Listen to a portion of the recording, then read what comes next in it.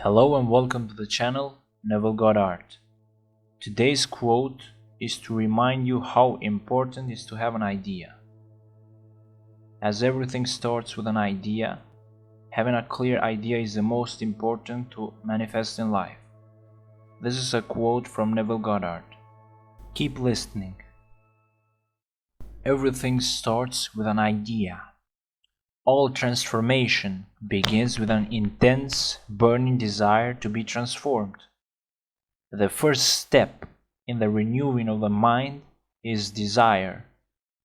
You must want to be different and intend to be before you can begin to change yourself. Then you must make your future dream a present fact. You do this by assuming the feeling of your wish fulfilled. By desiring to be other than what you are, you can create an ideal of the person you want to be and assume that you are already that person. If this assumption is persisted in until it becomes your dominant feeling, the attainment of your ideal is inevitable.